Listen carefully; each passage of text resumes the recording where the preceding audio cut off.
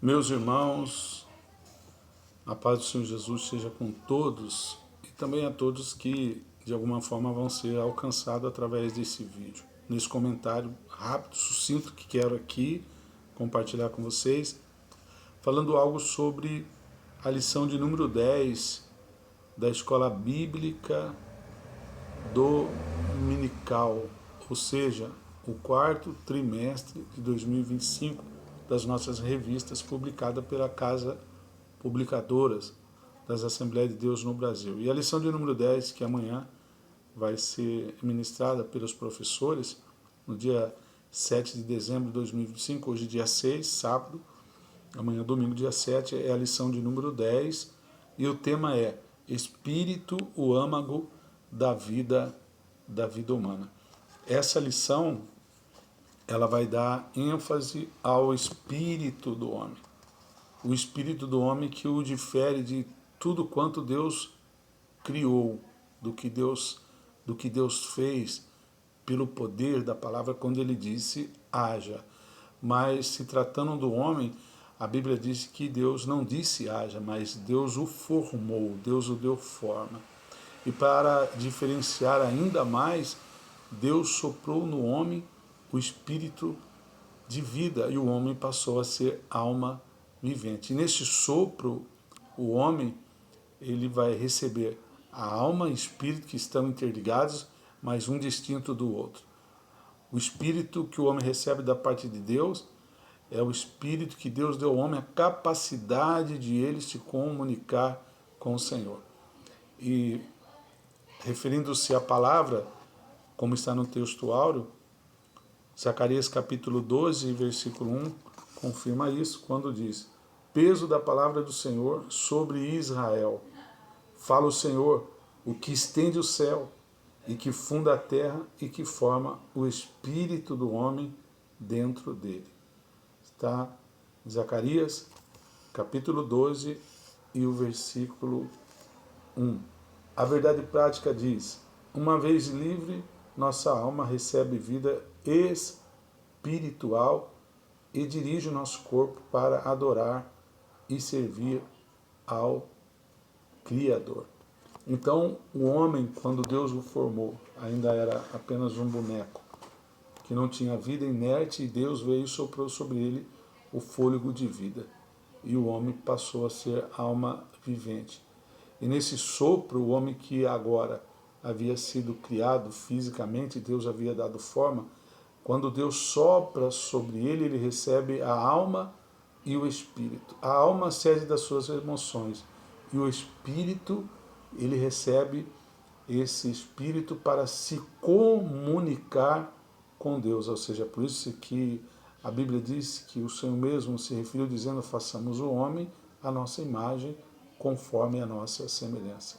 Ou seja, o homem recebeu a capacidade de se conhecer, lógico, de forma limitada, mas a compreender o mundo à sua volta, diferente dos animais que foram feitos, criados pelo Senhor. Vamos aqui à nossa introdução. Eu quero ser sucinto, ou seja, eu quero ser breve nas minhas palavras. Introdução. Já estudamos a respeito do corpo e da alma, ou seja, lições anteriores. Nesta lição, estudaremos acerca do espírito do homem. Veremos como nos foi comunicado pelo Criador. Trataremos de sua divisão em relação à alma e sua importância para a nossa comunhão com Deus em santificação e adoração. Ou seja, aqui rapidamente nessa introdução, quando Deus criou os animais terrestres, os peixes no mar, as aves dos céus, ele disse: haja as aves do céu segundo as suas espécies, haja os animais terrestres segundo as suas espécies, haja os peixes e os animais marinhos segundo as suas espécies, e eles passaram a existir. Eles se tornaram, de alguma forma, alma vivente. Aquilo que não existia passou a existir por determinação direta do poder de Deus. Mas o homem, diferentemente, a Bíblia diz que Deus o formou. E houve um concílio entre a Trindade no céu quando eles disseram: façamos o homem conforme a nossa imagem e nossa semelhança. Então, depois de Deus ter formado, modelado o homem, ele soprou sobre o homem o fôlego de vida. E nesse sopro, o homem vai receber a alma e o espírito. Como eu disse anteriormente, a alma é a sede das suas emoções, dos seus sentimentos, pensamentos e etc. Mas o espírito é a capacidade que o homem tem de se comunicar com Deus, ou seja, ter acesso ao mundo espiritual. Tópico 1. O sopro divino, a concessão do Espírito, o fôlego da vida. Feito de uma matéria pré-existente, ou seja, o homem foi criado do pó da terra, o corpo humano estava inerte até receber o sopro divino, o fôlego da vida, ato pelo qual Deus deu ao homem o Espírito e o tornou alma vivente. Até então, toda a criação havia sido feita mediante o emprego de ordens verbais: haja, ajunte-se, produza. O homem, contudo, recebeu vida por uma comunicação especial, o elemento espiritual soprado por Deus. A matéria recebeu vida espiritual consciente, constituída de espírito e alma. O espírito é a parte imaterial através da qual estabelecemos nossa comunhão com o Criador. A vida que o espírito recebe de Deus é por ele transmitida à alma. Esta, por sua vez, a expressa por meio do corpo. Portanto, o espírito é o âmago, a parte mais profunda e íntima do ser humano, entranhado com a alma e inseparável dela. Em Hebreus capítulo 4, versículo 12, o autor aos Hebreus diz que a palavra de Deus é viva, é eficaz, é mais penetrante do que espada alguma de dois gumes, que vai até a divisão da alma e do espírito, entre juntas e medulas. Nós não temos aqui, racionalmente, capacidade para distinguir de uma forma mais profunda desses componentes que o homem recebeu da parte de Deus. Quando a alma se limita e o espírito começa, ou vice-versa. A verdade é que quando o homem agora recebe, quando lá Adão está inerte, apenas um boneco de barro, sem vida, com todos os seus órgãos criados por Deus, tanto na sua aparência externa do seu corpo, como a interna, tudo dentro de uma capacidade para uma funcionalidade já determinada da parte de Deus, mas que ainda estava inerte, sem vida. Mas quando Deus sopra o espírito, o fôlego de vida no homem, ele passa a ser alma vivente, então ele recebe uma consciência, ele recebe uma capacidade de pensar, de raciocinar, e isso está na alma, sua sede das emoções, mas também ele recebe o espírito, que é o poder de ele se comunicar com o mundo invisível, ou seja, com Deus, diferente dos animais que quando foram criados pelo poder da palavra, mas não receberam um espírito. Os animais não receberam essa capacidade de comunicação, ou seja, o homem ele tem a capacidade de se comunicar com o material, com aquilo que se vê, com o mundo criado, mas por ter recebido o espírito de vida também, ele tem a capacidade de se comunicar com o mundo espiritual. É uma diferenciação. É por isso que no Salmo 8 a Bíblia chama o homem como a coroa da criação de Deus. Pois bem, o subtópico 2 do tópico 1 diz a singularidade do Espírito. Alma e Espírito são mencionados ao longo do Antigo e do Novo Testamento, ou seja, nos 66 livros da Bíblia, tanto no Antigo, nos seus 49 livros, tanto como os 27 do Novo Testamento, todos eles vão falar sobre alma e espírito. mencionados na Bíblia Sagrada. Como componentes imateriais distintos, ou seja, a alma é um componente, o espírito é outro. Zacarias 12:1 diz que Deus forma o espírito do homem dentro dele. Jó faz referência ao corpo representado pela boca, ao espírito e à alma. Há também o bem conhecido texto de Eclesiastes 12:7. E o pó volte à terra como era, e o espírito volte a Deus que o deu. O retorno do espírito para Deus se dá junto com a alma, consciente das ações humanas, boas ou más. Neste texto, como em outros, ruach, ou termo hebraico para espírito, é representativo dos dois elementos espirituais.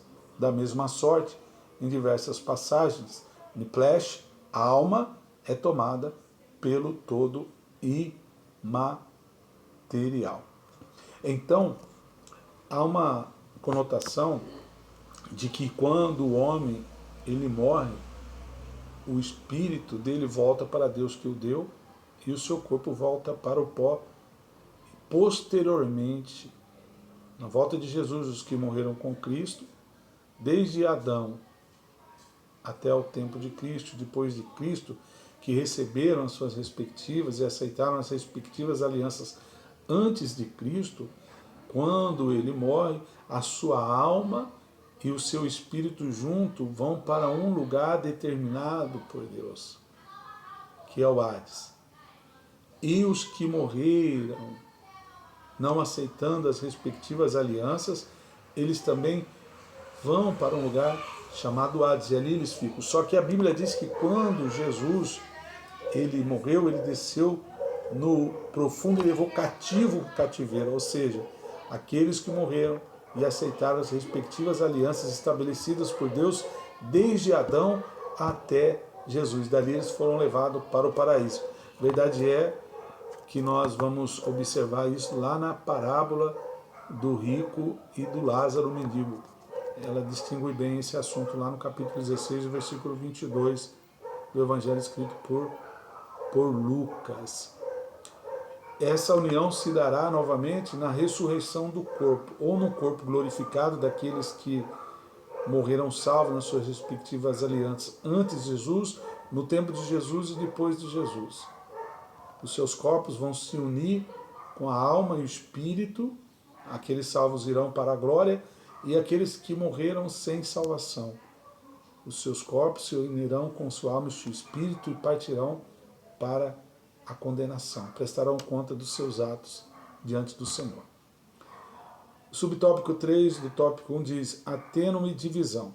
No Novo Testamento, 1 Tessalonicenses, capítulo 5, 23 e Hebreus 4, 12, se destacam em relação à distinção entre alma e espírito, pois os mencionam expressamente sem qualquer aparência sinonímica, ou seja, um tratado de estudos sinônimos, de palavras parecidas, que são sinônimos.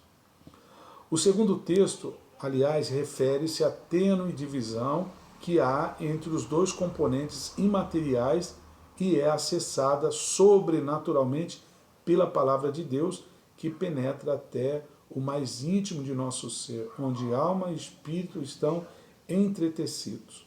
Conclui-se, portanto, que apesar das discussões teológicas a respeito da composição tríplice espírito, alma e corpo, as Escrituras Sagradas fazem claras referências às três partes, distinguindo-as. Ou seja, com o corpo, o homem se relaciona com o mundo material. Na sua alma ele vive as suas emoções, os seus sentimentos, pensamentos, e no espírito o homem se comunica com Deus. Mas Paulo ele faz aqui uma profunda afirmação, que tanto o corpo como a alma e espírito, eles precisam ser plenamente santificados, ou seja, por meio da palavra, do novo nascimento, o homem entra num processo de santificação que é gradativo, mas no encontro com Deus, falando agora sobre salvação, ele nasce de novo, ele é regenerado. O novo nascimento, ele é instantâneo, não se nasce de forma gradativa. A santificação, sim, mas o novo nascimento, ele é imediato.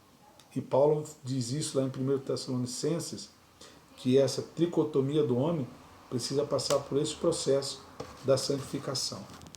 Vamos aqui ler 1 Tessalonicenses, capítulo 5 e o verso 23, que está aqui inserido nesse tópico, que diz o seguinte: e o mesmo Deus de paz vos santifique em tudo, e todo o vosso espírito e alma e corpo sejam plenamente conservados, irrepreensíveis para a vinda de nosso Senhor Jesus Cristo. Então a Bíblia aqui confirmando a tricotomia da existência do homem. Seguimos agora para o segundo tópico. E o tema do segundo tópico é Espírito, Pecado e Santificação. 1. Pecados do Espírito. Existem pecados do corpo, como a prostituição, e da alma, como os maus pensamentos. Mas também existem pecados do Espírito, que estão relacionados com o orgulho, a soberba, a vanglória, a arrogância e a inveja. Esses são os pecados no Espírito. Lembra muito de um ser que se orgulhou em si mesmo e resolveu fazer ou se assentar na mesma estatura de Deus, e de lá ele foi lançado, Satanás ou Lúcifer. Estes costumam ser piores que os pecados do corpo, sutis e às vezes ocultos. Os pecados do espírito causam terríveis males, além de prejudicar seus autores, afetam e destroem muitos relacionamentos. Certas expressões pecaminosas da alma e do corpo, como iras, disputas e maledicências, geralmente são reflexos de pecados do espírito. Em alguns casos, não é difícil percebê-los. Sambalate, Tobias, seus asseclas, não contiveram sua soberba e inveja, mas Neemias permaneceu firme, redobrando a vigilância e a oração. Diante de capciosas e sistemáticas oposições, precisamos ter prudência e resiliência sem nos abalar. Então, meus queridos, aqui o autor da revista, o pastor Silas Queiroz, ele fala do pecado do espírito, que está relacionado ao sentimento de orgulho, de soberba, vanglória, arrogância e inveja. Entre muitos que viveram momentos assim, o próprio Cristo, muito perseguido, quando pregava o Evangelho, trazia as boas novas de salvação, mas o autor da revista faz menção aqui a Neemias, quando ele voltou para Jerusalém para reconstruir os muros, e aqueles homens tomados de inveja, tomados de ira, de sentimentos, soberba, tentaram de alguma maneira barrar, tirar o propósito de Neemias, mas Neemias não se deixou levar por sentimentos. Ele foi resiliente, usou de prudência. Provérbios 15, 1 diz assim, que o sábio, quando ele é ofendido, ele faz de conta que não foi. Neemias não deixou que aquelas atitudes negativas, que a arrogância e a soberba daqueles homens o tirassem da posição que Deus o havia colocado. Em uma das ocasiões ele estava em cima, reconstruindo, e eles o chamavam, mentindo, criando situações, histórias, para que Neemias disse, não posso descer, porque estou fazendo uma grande obra. Aleluia. Que possamos ter Neemias como exemplo. 2. Raízes do pecado, subtópico 2 do tópico 2. Em 1 Tessalonicenses 5,23, Paulo trata do processo de santificação que deve atingir o ser humano por inteiro, a ordem por ele apresentada, espírito, alma e corpo, não nos parece aleatória. O ato de criação se deu do material para o imaterial, ou seja, primeiro Deus criou o corpo físico e depois ele deu a alma e o espírito. Mas a redenção se dá do espiritual para o físico, ou seja, agora a regeneração do homem sem Deus, o novo nascimento, ele se dá de dentro para fora. A vida veio quando o Senhor soprou para dentro e o homem passou a ser alma vivente. Mas agora o novo nascimento do homem, quando Adão peca e toda a humanidade após ele também segue por esse caminho, porque todos os pecados destituídos estão da glória de Deus, agora esse novo nascimento se dá de dentro para fora. É no imaterial que a Bíblia geralmente chama de coração que o pecado fica enraizado. Ou seja, a falta dessa compreensão leva ao legalismo, além de representar grave distorção da doutrina da graça pela confiança nas próprias obras. Ou seja, não somos salvos pelas obras, somos salvos mediante a fé. E aqueles que verdadeiramente praticam uma fé em Cristo Jesus fazem boas obras. As obras não salvam, mas os salvos praticam boas obras. Segundo o pastor Hernandes Dias Lopes, ele diz que alguém que tenta de alguma forma contribuir para a salvação é como alguém que tenta se levantar do chão se puxando pelo próprio cabelo. Então, se humanamente a pessoa não consegue fazer isso, se levantar do chão sendo puxando os seus próprios cabelos, imagina se ele de alguma maneira poderá contribuir para a salvação. Então, a salvação é um ato da graça de Deus, totalmente da graça. Subtópico 3, vencendo o pecado. A força do pecado arraigada em nosso espírito somente é vencida quando deixamos de confiar em nós mesmos e dependemos inteiramente da graça de Deus e de seu poder salvador e santificador. Jeremias 17,5 diz: maldito o homem que confia no homem e coloca no seu braço a sua força. E o mesmo Jeremias, no capítulo 17, versículo 9, diz que enganoso é o coração mais do que todas as coisas e perverso, quem o conhecerá? Então, não tem como um homem ter assim, uma participação, lógico que ele precisa se arrepender, se voltar para Deus dentro do seu livre-arbítrio, mas por si mesmo ele não pode, não tem condições nenhuma de agregar alguma coisa à sua salvação. É um valor recebido da parte de Deus, um presente, uma dádiva. Como ensina Paulo, a lei do Espírito de vida em Cristo Jesus nos livrou da lei do pecado e da morte. O que é impossível à força humana torna-se possível mediante o poder divino operante em nós. Revestir-se de mansidão e humildade no modelo de Cristo é essencial para uma vida espiritual saudável e frutífera. A arrogância sequer deveria ser nominada entre nós.